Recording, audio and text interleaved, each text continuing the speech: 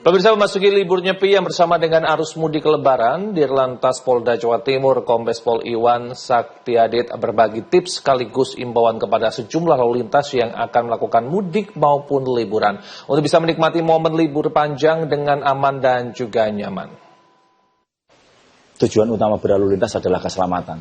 Jadi keselamatan itu menjadi hal yang utama yang harus kita sama-sama jaga di jalan, khususnya ya karena pengemudi dan pengendara ini bertemu di jalan dan menggunakan sarana dan prasarana jalan untuk kegiatan berlalu lintas.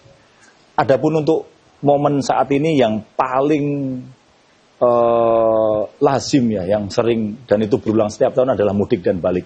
Nah, mudik dan balik ini ada masyarakat yang memilih transportasi kendaraan pribadi sebagai sarana untuk menjangkau daerah yang cukup jauh. Kadang menempuh perjalanan sampai di atas 10 jam, ya atau di atas 5 jam lah. Nah, tentunya ini kan bukan perjalanan yang singkat.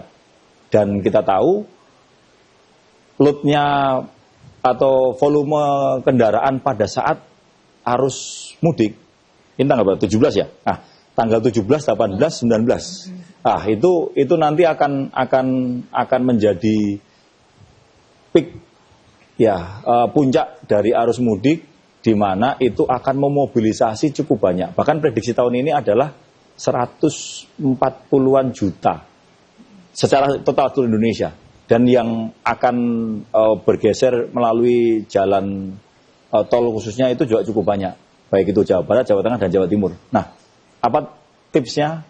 Yang pertama tentunya awaknya dulu nih, pengemudinya, manusianya.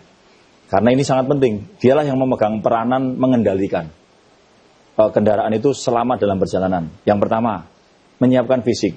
Ini adalah suatu keniscayaan yang tidak bisa kita hindari.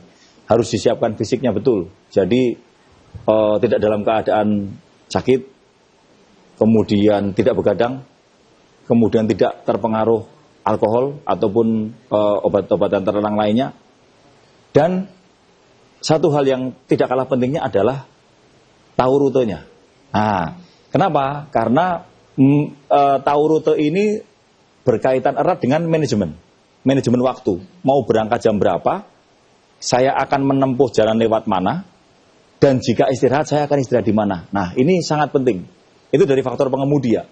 Kemudian dua faktor kendaraan. Nah, faktor kendaraan ini juga tidak bisa diabaikan, saudara-saudara sekalian. Kenapa? Karena kendaraan ini memegang peranan cukup vital.